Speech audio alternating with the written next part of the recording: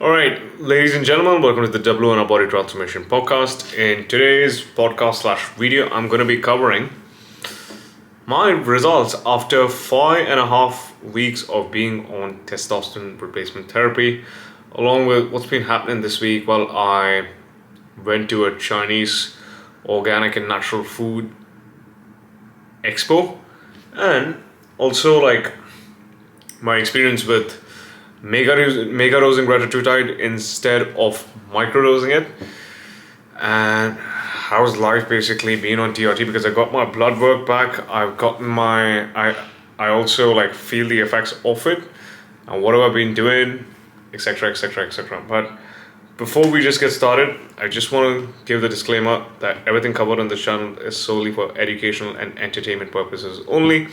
None of this is for like individual advice for anybody, right? So if you want to do anything, please do it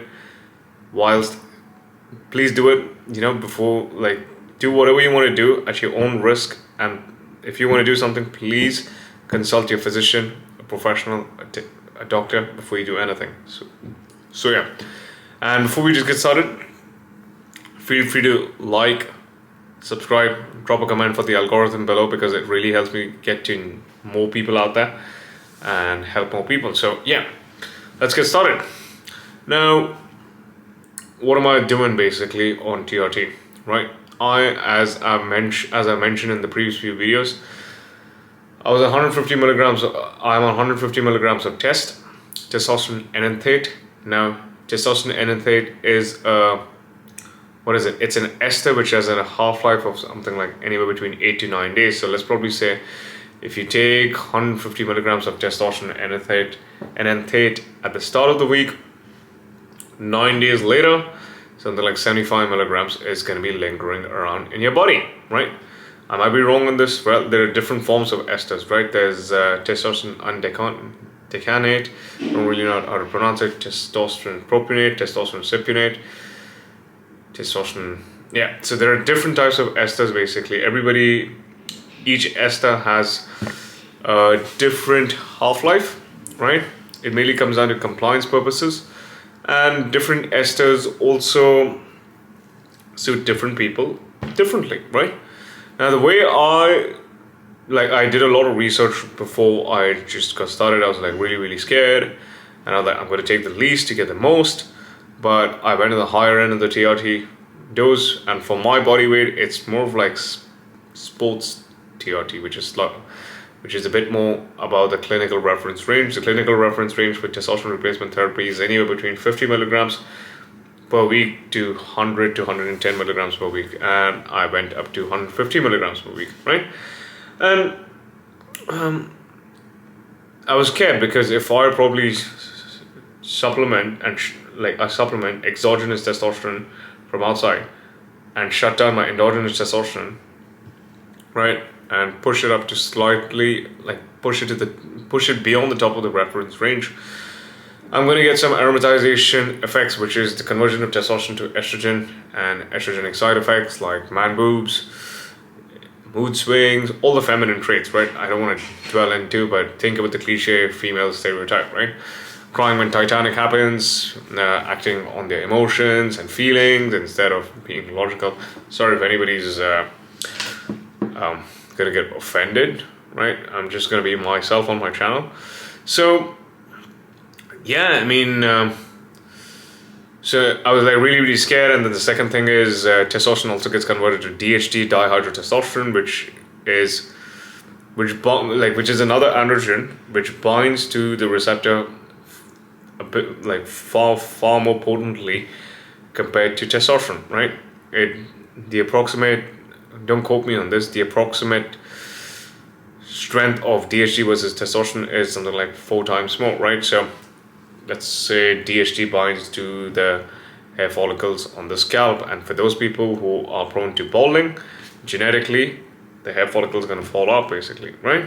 So yeah, testosterone also gets 10% of your testosterone gets converted to dihydrotestosterone via this particular enzyme known as 5-alpha reductase enzyme, right? So I was like really scared about hair loss as well. But So what I did was I split my 150 milligrams. Like my coach said, like you got to be taking it anywhere between 3 to 5 times per week. Like split your 150 milligrams dose into either 3 doses or Monday, Wednesday, Friday, or like 5 doses, or like however you want to split it throughout the week. But I was like, fuck it, I'm probably gonna go on the extreme end and split it over something like 7 days per week, so that there's minimal aromatization and there's minimal conversion of testosterone to DHT via the 5-alpha reductase enzyme, right? And fast forward 5.5 weeks later, I feel far more energetic, right? I feel a bit more cockier. I feel a bit more like outspoken, more disagreeable. If someone is telling something stupid, I'm like, yeah, that's fucking shit, right?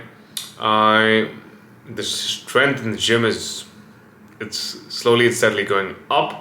It's not going up like massively, like 1 or 2 reps every now and then. It's like slowly and steadily basically, but I'm hitting personal records every week. I'm sticking to the same old programming, eating the same old foods. In fact, I'm taking the same old supplements. In fact, I've added in more health related supplements that I've gotten for free from the Chinese organic and natural food exhibition festival. One of them is beef collagen powder, which you probably just sprinkle on top of your meals, even though the evidence says otherwise. The other one is potassium and magnesium, so I probably added that along with my electrolyte stack whilst I'm simply training. And there's a magnesium complex effervescent tablet that I probably take in the night, right? More supplements the better, right? Because you just want the maximum amount of testosterone to be like that you're taking from the outside to be like converted to bioavailable testosterone inside your body, right? And fast forward, as I was dieting naturally for something like 11 months, it's pretty obvious when you're at an extremely low body fat percentage, your hormones are going to crank down, your testosterone is going to crank down, your estrogen is going to crank down, your DHT is going to crank down.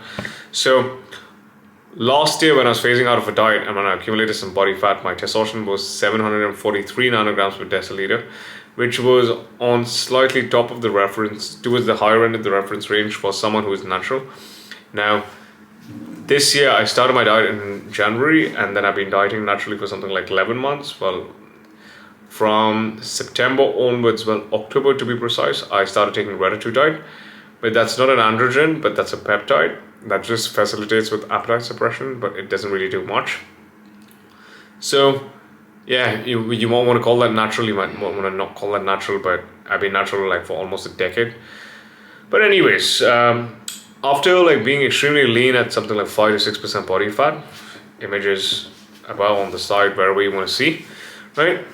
Like, and I got my blood work done, my hormones, my testosterone levels dropped to 300 nanograms per deciliter, which is expected because at a low body fat percentage, that's going to be expected. My T3 and T4 levels were below the reference range, right? That's expected because your thyroid hormones are the ones that actually regulate your metabolism, basically. So initially, my plan was to hop on sports TRT. I don't know if that's a proper term to be used even in the first place. When I phase out of the diet and begin to push the food back up, but my coach said that you're at your leanest right now, you have the least amount of body fat right now at the moment, so it makes more sense for you to add it in right now. So you're going to get like a bit of a recomping effect on less food. So milk that for what it is, and then let the drugs be the same, and add in the food back in, and then add in the training back in. We're going to ride that for as long as possible. But obviously that's way far ahead because I'm still in a deficit right now. And after 5.5 weeks, I ended up at 150 milligrams per week. My blood work shows that like my testosterone levels are above the reference range. I mean, it's 1500 plus nanograms per deciliter. It can't have been measured as per the scale, which actually feels pretty good. I mean, I actually feel it. Now, the way I actually do it is I rotate my injection sites. I do it 7 days per week. I take it intramuscularly. It's like I inject it within the muscle. That leads to faster absorption rather than injecting it within the fat, because that takes time for like the testosterone comes in an oil-based carrier, right? So if you inject it within your muscle, it's still going to take some time to be absorbed, but it's going to be relatively quicker because your muscles have a lot of nerves and veins and all of that. so it's blood's constantly passing through them, so it's gonna go all that pretty quickly. But if you inject it within your fat, there are relatively less nerves and veins, basically. Well, none to be precise. I might be wrong, don't quote me on this. So it takes way longer for it to dissipate, basically. So, and since it's an oil-based carrier, it might create lumps. So yeah, I mean, I tried it. It created a lump on my ass, basically. That was not cool. So I injected on my shoulders intramuscularly, and it goes in like butter, right? And it's been working. But the drawback is, 5.5 weeks after getting my bloods done, I looked at my T4 and T3, as you can probably see, right? And with the T4 and T3 supplementation, right, this is thyroid replacement therapy for bodybuilding purposes, so that we keep the metabolism functioning to normal levels whilst still, how do I say this, whilst not going up to fat loss doses, because thyroid might burn body fat, but like T3 might burn. So yeah, T3 will burn body fat by metabolizing carbohydrates, by speeding up your metabolism. Like T3's one of the main functions is to regulate metabolism, right? But too much of it is actually gonna, how do I say this? It's actually gonna be catabolic, which is, it is gonna burn through muscle, because of which a lot of bodybuilders abuse T3 doses instead of taking replacement doses, and they end up being on stage like really, really light with like less muscle and slightly more body fat. They look really, really flat and sad. So what happened was, my coach said, like, take your T3 and your T4 doses, basically fasted, wait for 30 minutes, and don't have any caffeine. I'm like, cool. So I wake up in the morning and have my T3 and T4, and what happened was, I got like, cool, 30 minutes, electrolytes are not going to knock me out of a fasted state, and after 30 minutes, that's when I can probably have my caffeine. So like an idiot, I would stack up my calcium, my sodium, my potassium, my magnesium inside the electrolytes, put in my methylene blue, put in my agmatine sulfate, put in my creatine monohydrate, and put in a little bit of salt. I mean, that knocks you out of a fasted state because it has some calories. And 30 minutes later, I'd have like a mega monster 443 ml. That would be fucking stupid, right? Because that has 7 calories. So it wouldn't reflect in my blood work as much, because I would just be like slightly within, like on the lower end of the reference range. But having identified it yesterday after my weekly check-in with my coach, right, I straight up rectified it. For 60 minutes, I didn't eat anything. I kept the T3 and the T4 right next to my bed. Right upon waking up, didn't even have water. I'm like, I don't want to, like, even though it's OCD, I didn't even have water. And now, today I already feel the effects of it, which is my energy levels are far more higher. And I'm not saying that the energy levels were not high last week, but like, I feel the effects of it. I don't feel cold. And previously there was like, my nipples were like quite erect. I mean, for those of y'all who want to picturize that, come on, that's weird, but I don't judge. I sort of did, but okay, I don't care. And like, I actually feel a bit more hotter because like my metabolism is back regulated back, basically. So that exactly is what happened. And now I'm just going to dwell on the surface level of what T3, T4, etc. is. So T4 is the hormone which basically like is the inactive form of thyroid, and it's got like 4 iodines, and T4 gets converted to T3, right? T3 is the hormone basically which acts on thyroid receptors that helps you metabolize proteins, carbohydrates, and fats, and pretty much everything else, right? Some of T3 gets converted to T2, which I'm not going to dwell into this, and like T4, so some of T4 also gets converted to the inactive form of T3, and the inactive form of T3 also gets converted to T2, basically, right? So this is just like the surface level things. explanation. And as and when you get leaner, when you're on a low calorie diet, basically, when you are doing your steps, when you drop body fat, and unintentionally when your calories and your carbohydrates, etc., like reduce, your thyroid hormones basically reduce themselves, as a result of which it gets harder and harder to diet, even though on paper it shows that you need to be eating high calories. So that basically is the simple science of it. So in the bodybuilding world, they just simply take like replacement doses to keep their metabolism active. That basically is it. So yeah, like that exactly is what it is. As you can probably see, I've attached screenshots of my training. They're consistent PRs, even though it's like by like another rep or two. I'm just gonna add in like some training footage. I've been a bit more aggressive while I've been hitting the gym. Previously, I would like a lot of cats and dogs, right? Now when I see a cat and dog passing by, I'm like, okay, just an animal, just a cat, right? It's like that affection towards cats is not that I'm very well aware about it compared to before. And I find myself wanting to listen to more like heavy metal music lately, ever since I hopped on DOT. I don't know why. I've been listening and lately during my daily fasted cardio, I've been listening to more like motivational, like no pain, no good, no gain sort of stuff, right? I don't know why. These are the reactions. That's what's probably happening. And I'm like, cool, if this is how I feel, let me just milk the most of it only around the times when I need it, which is around training. Let's probably get fucking aggressive. Let's probably use that fuel to drive things. But yeah, overall, like, it's just a very subtle thing, and you need to have your shit dialed in together. Like, that's exactly, like, let's probably say, like, right now, I'm sitting in a red light room. Immediately after this, I'm gonna go down and take my vitamin C. I'm gonna have like my boiled chicken. I'm gonna have like my potatoes. I'm gonna have like my vegetables. Same old sources. It's like DRT is gonna work if you work. You don't work, you're fucked. As simple as that. You're at a high body fat percentage. You can't out-drug, stupidity. I mean, you just can't do it. It's not for you. Simple as that. So yeah. So this has basically been my experience. And yeah, the other thing also that I want to cover is I've been on reta diet for the past like 11 weeks right now, as I still want to probably get leaner from my like 12-month journey. Images attached above.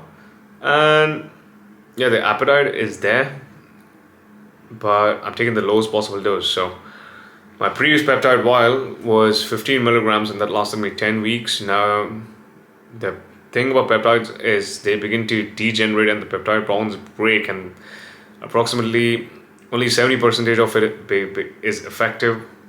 How do I say this? Like 4 to 5 weeks after the peptide, and the longer it is still potent, but it's not as potent, right? 70, 65, 68. So I thought that I was taking 1.8 milligrams per week, but in reality I was taking anywhere between 1.1 to 1.3 milligrams per week.